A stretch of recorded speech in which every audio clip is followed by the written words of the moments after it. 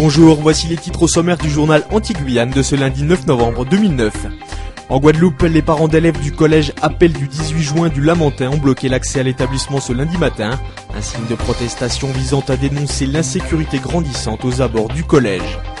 En Martinique, la direction de l'hypermarché de Cluny à Fort-de-France prépare un plan de départ pour une cinquantaine d'employés afin de trouver un repreneur suite au retrait du propriétaire de l'enseigne des Antilles-Guyane. Faire de la Guyane une base avancée de la Coupe du Monde de football 2014 et des Jeux Olympiques de 2016 organisés par le Brésil, c'est l'une des mesures phares annoncées pour le département par le Conseil interministériel de l'Outre-mer. Les parents d'élèves du collège Appel du 18 juin du Lamentin ont bloqué l'accès à l'établissement ce lundi matin en signe de protestation contre l'insécurité grandissante. Les élèves sont en effet déposés par les transports en commun dès 6 heures devant le collège et sont livrés à eux-mêmes sur la voie publique alors que le début des cours n'intervient qu'à 7 ou 8 heures pour certains. Pour faire face aux problèmes récurrents de raquettes, drogue et alcool aux abords de l'établissement, une réunion s'est tenue en présence des représentants de la FAPEG et de la FCPE, du rectorat et de la municipalité pour aborder la question. On écoute l'adjoint au maire chargé de la sécurité, Marc Tafna. Le collège n'est pas une garderie.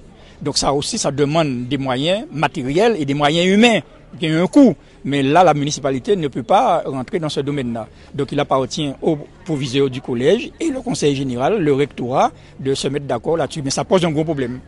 En l'absence des représentants du conseil général, une nouvelle réunion de concertation a été programmée jeudi 12 novembre à l'occasion du conseil d'administration du collège.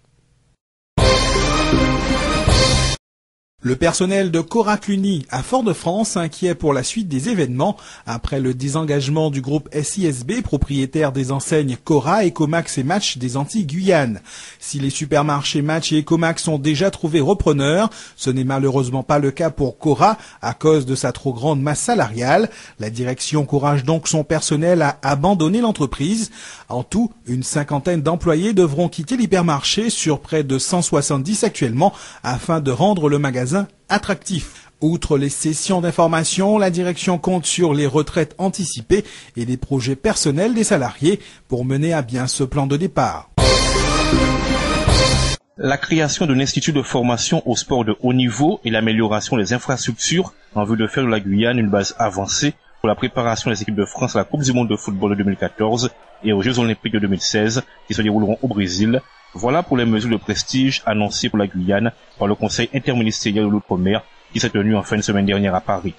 Par ailleurs, s'appuyant sur le schéma de cohérence territoriale mis en place par la communauté de communes du centre littoral pour les 15 prochaines années, il est prévu d'accélérer la construction de logements dans les communes limitrophes afin de désengorger Cayenne. Une autre annonce importante concerne la sécurité sous les fleuves.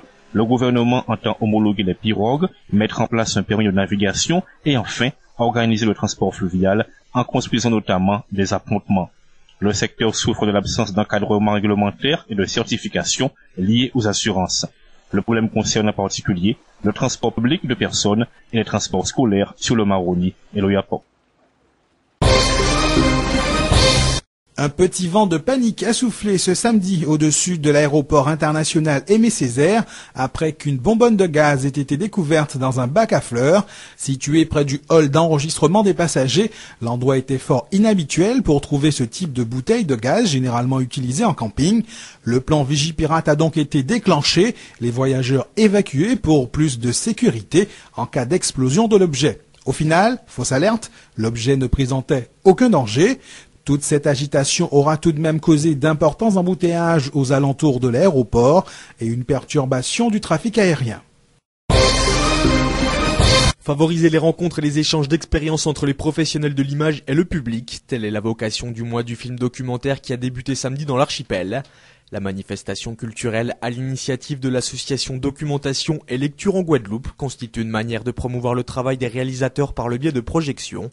Une véritable retranscription de la réalité au service du spectateur, selon le réalisateur marseillais Alain Dufaux. L'auteur, la réalisatrice s'adresse au public, le prend à témoin et lui dit au spectateur, regarde ma proposition de réalité, qu'en penses-tu ? C'est à la fois une façon véritablement de proposer au public sa vision de réalité et en même temps de le soumettre à la critique du public. Alain Dufaux qui présente jusqu'à mardi à la médiathèque du Lamentin 4 films de jeunes réalisatrices sur le thème du documentaire comme du chercher ensemble, l'occasion de valoriser le 7e art dans toutes ses dimensions. Pour fêter dignement ses 25 ans, la Boule de Feu, le club de pétanque de Hermire-Montjoly, a tenu à faire les choses en grand. C'est ainsi que près de 200 boulistes étaient réunis pour le Grand Prix de pétanque organisé par la commune au Blodrome du plateau sportif Étienne d'Orlipo. Ils sont venus de la dizaine de clubs contre la Guyane, mais aussi de Martinique, de Guadeloupe et de l'Hexagone. Dans ce milieu, à l'origine réservé aux hommes, les femmes ont progressivement trouvé leur place, à l'image d'Alexandra, qui est venue spécialement de Martinique. Cela fait maintenant une vingtaine d'années qu'elle joue aux boules, contre et avec des hommes. S'il faut bien sûr des gagnants, à la pétanque, c'est avant tout l'esprit de camaraderie qui est mis en avant.